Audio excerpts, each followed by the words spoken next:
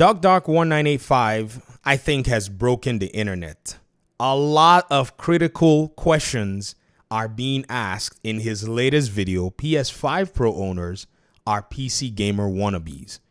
If anyone has not contemplated the questions that are asked in this video, I strongly recommend that you watch this video yourself. I will do a reaction because I want this stuff to go out. Now, I've been watching and following Doc's movement from Xbox to PC. And now he's starting to embrace more and more a lot of the reasons why many people moved away from consoles to the PC platform. Now, in my case, I'd always played on PC from a very young age. I've always been a computer, nerd in that regard. So coming back to PC was not a big jump for me, but there were realizations that made me drop PlayStation, which was pretty much my childhood console. Not even the Nintendo, the PlayStation was. And I never owned one till the PS4. That's how much I loved the PlayStation, proposition at the time. So when many of you see me dealing with PlayStation with this kind of hand, it's coming from decades and decades of loyalty that has not been reciprocated in this regard, which again, for me to have wanted a brand to be loyal to me has been basically a fool's errand. However, I still have to point out the objective realities.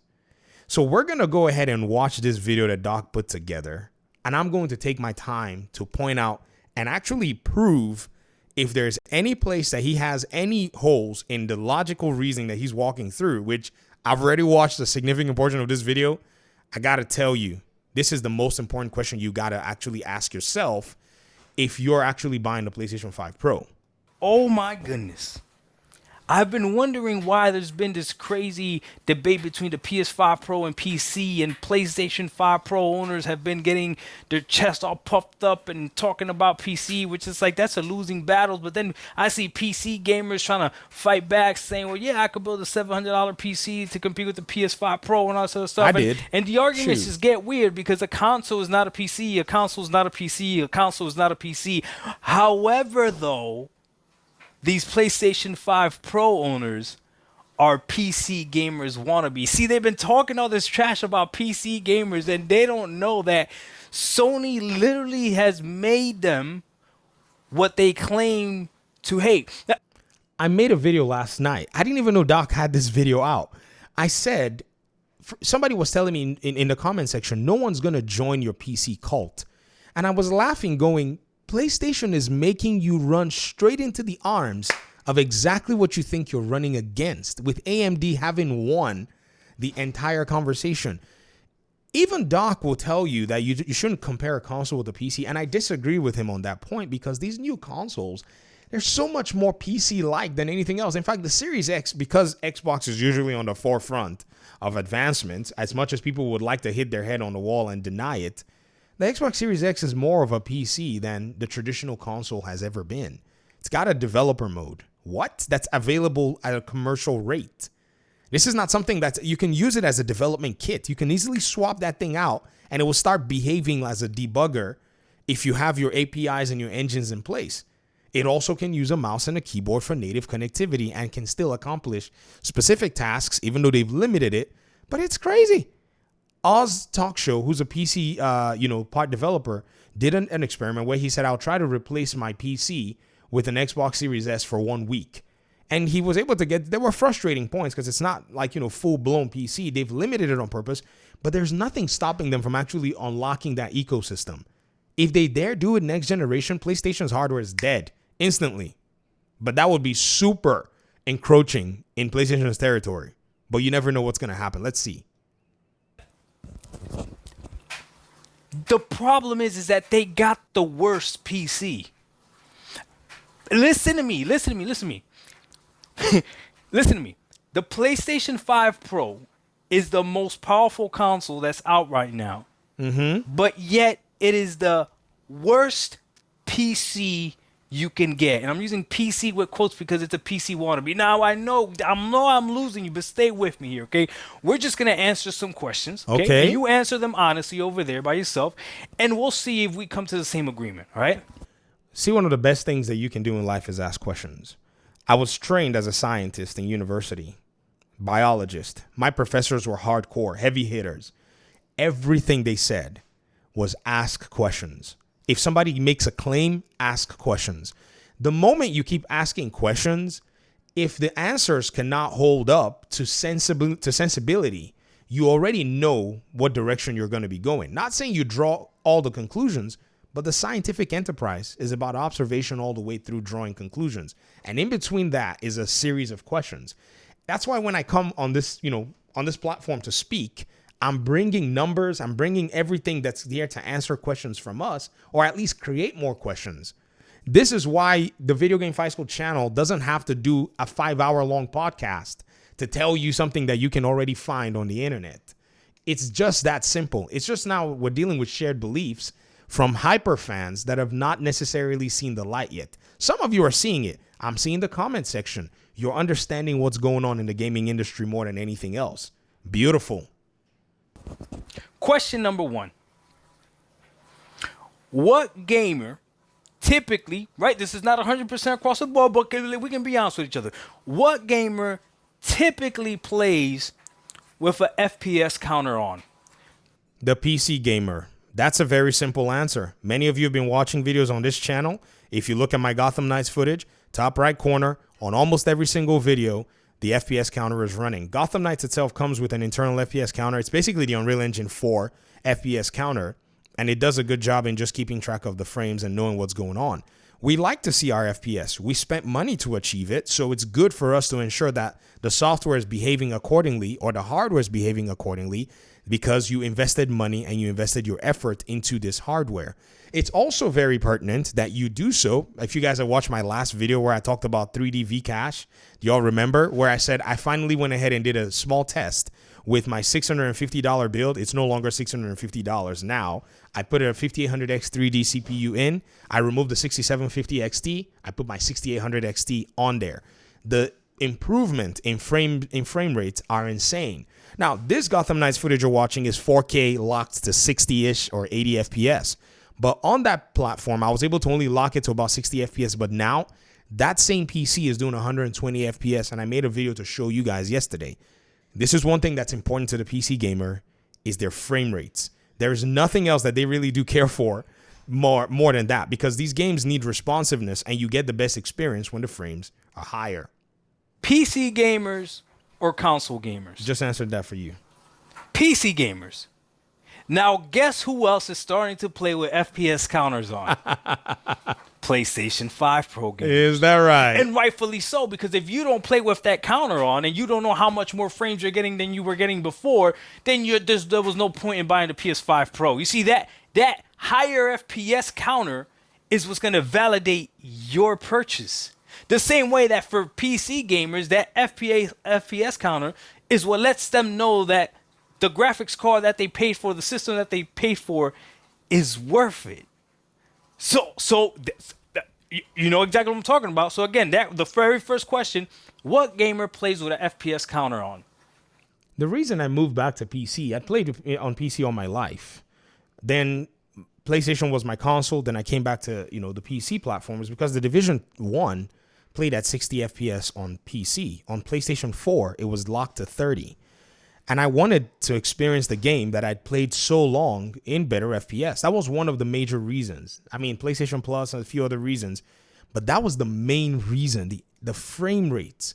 And yes, largely, I got to give it to the PS5 base and the Series X. They've been able to bring that same experience years later, 8 years later, or even not even more, because you're looking at from 2013 to 2020, right? They've been able to bring that experience now finally to the console platform, but they have to continue pushing the envelope. Why? We'll see in Doc's next few questions exactly why. PC gamers or console gamers? For the most part, it's PC gamers, PlayStation 5 Pro gamers. They want to be PC gamers. Now they're playing with that counter on, okay? Okay, that's number 1. What gamers do you know? Question number 2. The first thing they do when they load up the game is go into the settings. You guys and girls, just the last 24-ish hours, I have been getting comments on people saying, I don't want to bother about doing driver settings when I load my console to play my game. I don't want to worry about having to tweak settings when I load up my console to play my game. A lot of these comments are there. Oh my goodness. Like, I even made a video about one just a few hours ago with some of these same reasons. In fact, let me show you another one on the Video Game Fight School channel just an hour ago. Leon Conception, shout out to you. This is your reason. I respect PC gamers, but I play on console for several reasons. The first reason, I don't have a gaming PC to update its parts, which are too expensive for my budget. That's an arbitrary concern. If you live in the US, that shouldn't be a concern. If you live in the UK, Australia, yes, PC parts can be expensive over there in Canada. Second, I don't care for low budget independent games. That's all right. We have everything on PC too, so that's not an excuse. I'm strictly Microsoft Xbox because I don't want to do multiple consoles. I also choose the Halo, but PC is too expensive to keep updated. I don't like Japanese games. The formula, blah, blah, blah, blah, blah. So the update part is the one that they're actually talking about in terms of the hardware. So you continue to see these comments show up on the channel. Like, you can't run away from it. So now that PS5 Pro players are here, I think Doc is making a whole lot of sense talking about this. PC gamers or console gamers. As soon as the game loads up, the first thing they do is go check graphics settings, see what it's running at. PC gamers or console gamers. It's PC gamers, right? But I guarantee you, every single person that has a PlayStation 5 Pro, as soon as they run the game, they're going to the settings to check all the multiple settings. Now, before someone says, I do that with my Xbox Series X and my base PS5, no, you don't. What you're doing is simply making sure that you're running the game at performance mode. That's pretty much it.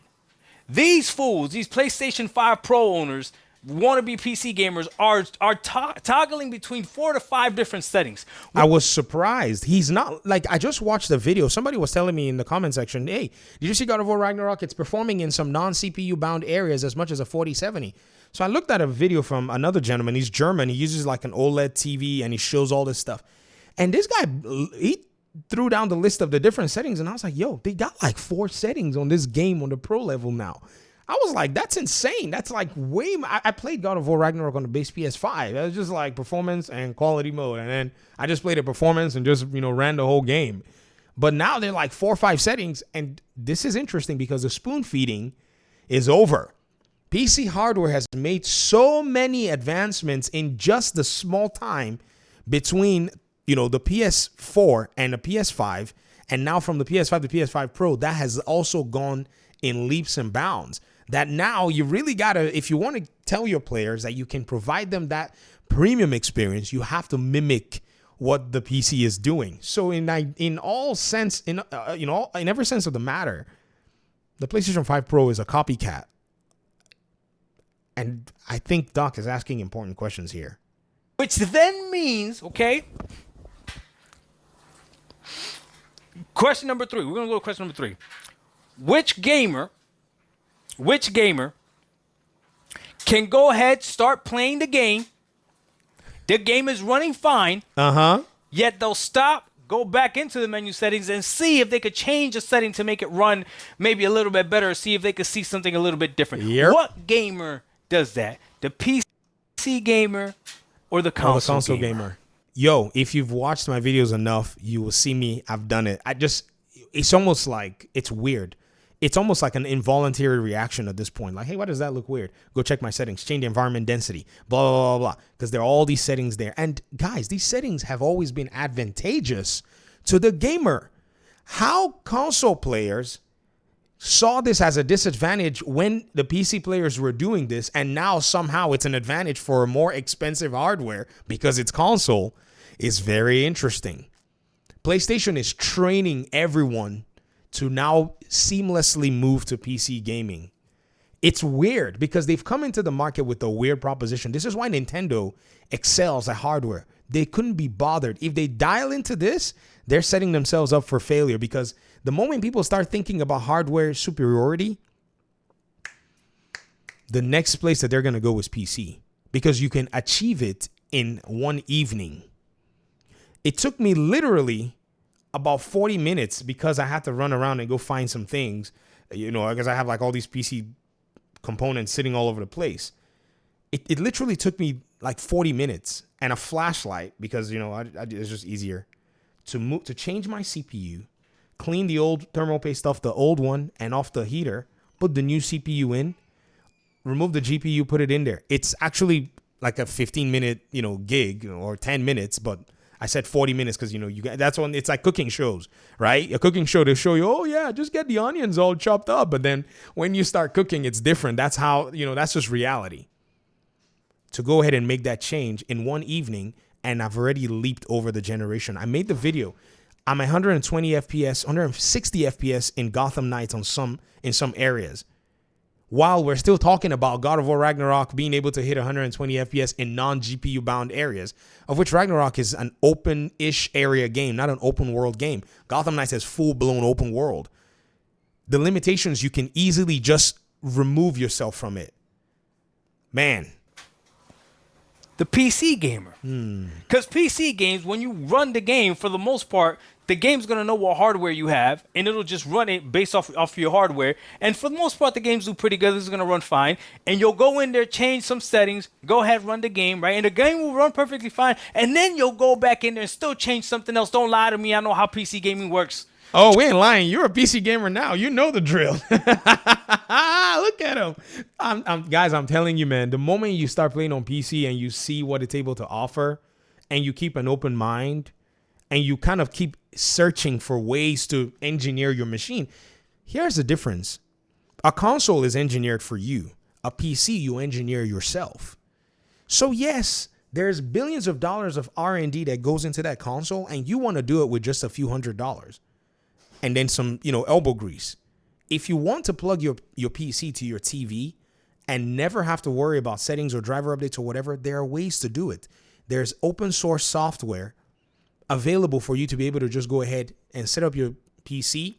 You push your controller button, it will turn your PC on and go straight into your Steam mode or straight into your game library. And you select your game and play right there. You don't have to do anything. And you can exit the game. Console, you got to, turn off your console. In many cases, they don't want you to exit the game in many cases. You got to go to your home screen and exit game. No, you can exit a PC game right from there and fire up another one. It's some engineering work that you have to do yourself, but it's not inherently more expensive in that workload than paying for PS Plus or more expensive games or shutting yourself out of old games because you bought a new console. The trade-off is absolutely minuscule. Trust me, I do the same thing. But a console gamer doesn't do that. A console gamer, performance mode, fidelity mode, that's it. But these PlayStation 5 Pro gamers will put the game in performance mode, then they'll go back and put in performance ray tracing, then they'll go back and put in fidelity ray tracing, then they'll put in for diversity. They're PC gamers wannabe. That's the third one, okay? The last but not least, okay? What gamer, okay, literally buys hardware simply based on the performance of the hardware, not any software that's coming to it? This is the video of 2024.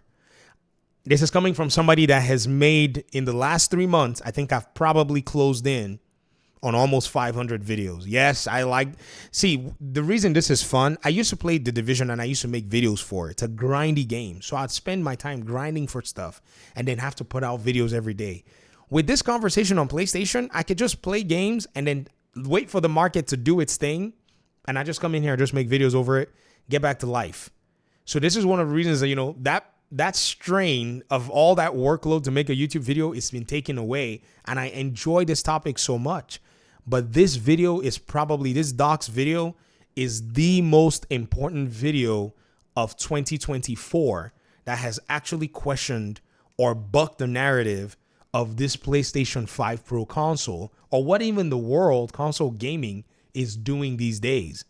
In a generation where there are no games as good as, say, the past generation, or at least a plethora, I guess I'll say it that way, a number of games as good as even the past generation is able to offer, this particular video stands and asks a very important set of questions.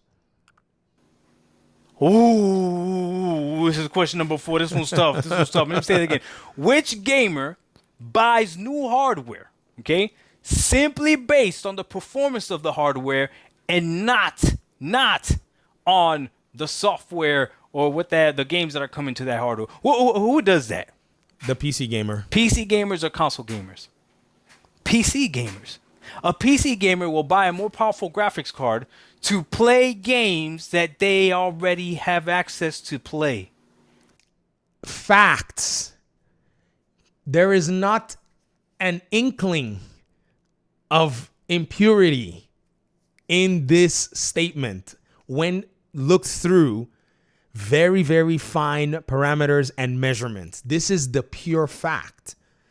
Arkham games, when I built my PC, I went straight to CD keys or whatever. No, CD keys wasn't even, I think they were kind of coming up back then. I went straight to Steam or wherever I could get it. I read about the gray markets and all that stuff. I bought those keys and I fired that game up and I saw that 60 FPS and I was like, oh, there is a God in heaven that gave man the capability to innovate in hardware. Wow. Just so they could play the games better. Guess who's now doing that? PlayStation 5 Pro gamers. Sony literally sold PlayStation 5 Pro owners a console solely based on settings. You understand that, right?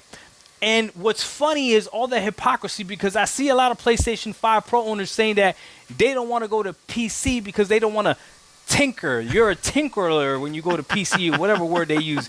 But now here they are tinkering with their console.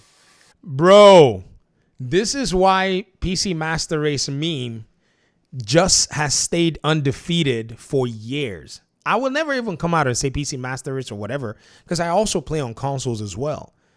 But there is a value proposition that is unattainable as long as the console manufacturers continue to implement consoles the way they are. That's just a fact.